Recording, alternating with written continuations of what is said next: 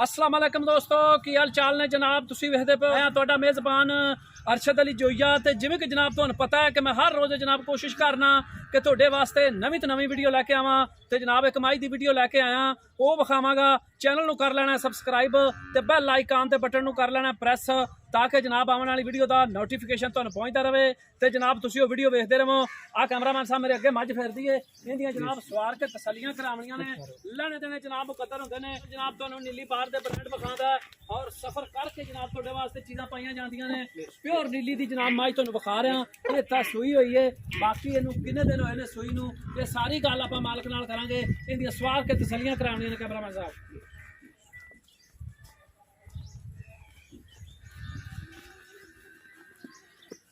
इस मज का जनाब जो हिसाब किताब है सारी गल मालक तो पूछांगा तो इन भाजी माड़ा जी टोरिया जी पर ताकि इनका पता लगे ये पैर के किसी कंडे की शिकायत है जनाब मझ जा रही है माशाल्लाह खूबसूरत मझ विरलों के थान ली फिरती है तो बिल्कुल सही जा रही है। बस अच पिछा लाया जी बाकी की सारी डिटेल जनाब तुहानू मालक पूछांगा। मेरा कैमरामैन जनाब तुहानू मझ दी तसलियां करवा रहा है ये मझ सूई है बाकी किनवा सुबह सूई है ये सारी गल मालक पूछांगे। प्योर नीली बार की जनाब सिंगल हड्डी की मझ है कोई वो नहीं है भी चार सवार के तसलियां करावणियां ने जनाब मझ दियां ये जनाब सुबह जिनवा सूई है सारियां गल्लां जनाब मालक पूछांगा तेन सवार के तसलियां कैमरामैन साहब खावना है क्योंकि जड़ लोग बंदे अपने नाल ज़्यादा जुड़े होंदे ने उन्होंने फिर जनाब इस मझ की समझ आएगी लैने देने जनाब मुकद्दर होंदे ने।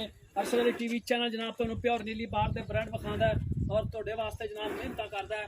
अरशद अली टीवी चैनल जनाब एक ब्रांड चैनल पाकिस्तान का नंबर 1 चैनल है। इन्हें सवार के तसलियां करा दे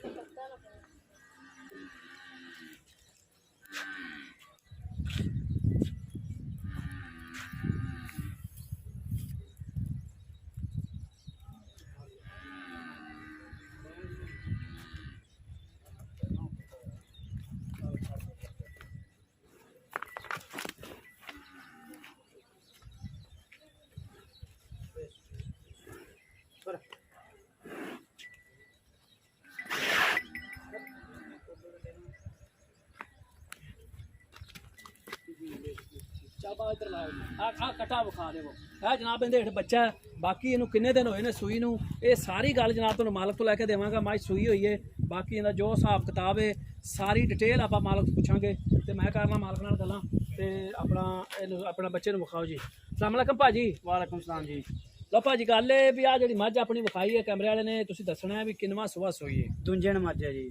अच्छा दूजन मझ है तो किन्ने दिन होए ने सूई नू? इनू 15-17 दिन हो गए अपनी घर की मझ है जी। अच्छा 17 दिन हो गए सूई नू ते अपने घर की मझ है प्योर नीली दी है ठीक हो गया।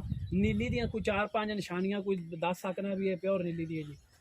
ये जी घर की मझ है चंगिया मझां दी है जी ते दरिया सतलुज के उत्ते बैठे हैं जी।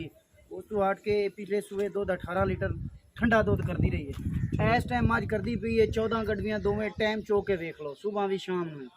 अच्छा जे यानी कि बच्चे छड़ के भी बच्चे नू छड़ के किन्ने थान छड़ के जवां थणा चू 2-2 मुठा 4-4 छड़ के ते 14 गड्डियां सुबह शाम का दुध है मझ को ठंडा हाजिर वक्त हाँ जी। जेड़ा आपा पूरा करावना है इंशाल्लाह ताकि बंदा कोई भी मगर आवे ते जेड़ा आपा दुध चुआवना है ओ हाँ जी इंशाल्लाह पूरा ठीक है। सुबह तुसीं कहंदे पए दूजा सोई है हाँ जी ठीक हो गया जी। ते एक होर गल दसनी है भी थान छड्डे दी गारंटी होनी हाँ चाहिए जी इंशाल्लाह गारंटी दिसान। थान दे विच कोई छट्टा फुहारा कोई नाड़ छट्टा नहीं कोई फुहारा नहीं वो तो मोटे मोटे थाने जनाब जी चोस याद लुखण जेड़ा कूड़ा आंदा है मझ ठीक हो गया जी। ते हुण गल है भाजी भी तुसीं कह रहे जे कि मझ सूई नू जनाब हो गए ने 17 दिन हाँ जी अपनी घर दी मझ जी हाजिर वक्त दुध जेड़ा 4 थणा चो बच्चे नू छड्ड के ते 14 लीटर हाँ जी 14 गड्डियां ठंडा छिले तो बाहर गई मैच तेरा है कोई अंदाजा कितना कर इंशाल्लाह मझ करसी 20 तो 22 लीटर दूध ठीक हो गया जी। ये छिले तो बाहर गई हाँ जी खुराक पाया करेगी या एवें फिर खुराक पाया भी तो हट के मझ जिवें जिवें दा सुबह पई आज जे दिन गांगा वधी तो मझ दा ना तो चढ़दी आ ठीक हो गया जी। हुण गल है भाजी भी इस मझ ते जेडे ना फाइनल जे पैसे आपा लेने ने जी वो दसने जे ज्यादा नहीं दसने जेडे इनके पैसे लेने ना वो दसने जे 3,95,000 जी 3,95,000 जी इनके विच आपां नूं कुछ प्यार मुहब्बत करना पएगा 5,000 रुपया मुझ कर ठीक हो गया जी। 3,95,000 रुपया जनाब विच 5,000 प्यार मुहब्बत है 3,90,000 रुपया मझ की डिमांड है। बाकी जनाब कोई होर भी कसर हुई तो कटवा देंगा। ये दूजा सूआ मझ सूई है जनाब मगर इनके कट्टा 14 लीटर दुध करती पई है हाजिर वक्त इनके हेठ जो दुध है वो जनाब 14 लीटर है ਉਹ ਆ ਕੇ ਤੇ ਤੁਸੀਂ ਜਨਾਬ ਪੂਰਾ ਕਰ ਸਕਦੇ ਹੋ। ਬਾਕੀ ਜਨਾਬ ਨੰਬਰ ਆਪਣਾ ਹੁੰਦਾ 0372927728 0307292728 ਜਨਾਬ WhatsApp ਈਮੋ ਦਾ ਨੰਬਰ ਹੁੰਦਾ ਹੈ। ਇਸ ਨੰਬਰ ਤੇ ਜਨਾਬ ਕਰ ਲੈਣੀ ਹੈ ਕਾਲ। ਇਹ ਮੱਝ ਜਨਾਬ ਲੈ ਕੇ ਦਿਆਂਗਾ ਤੇ ਉਮੀਦ ਕਰਾਂਗਾ ਕਿ ਮੇਰੀ ਅੱਜ ਵਾਲੀ ਵੀਡੀਓ ਤੁਹਾਨੂੰ ਪਸੰਦ ਆਵੇਗੀ। ਮਿਲਾਂਗੇ ਜਨਾਬ ਅਗਲੀ ਨਵੀਂ ਵੀਡੀਓ ਦੇ ਵਿੱਚ। ਅੱਲਾ ਹਾਫਿਜ਼। ਪਾਕਿਸਤਾਨ ਜ਼ਿੰਦਾਬਾਦ।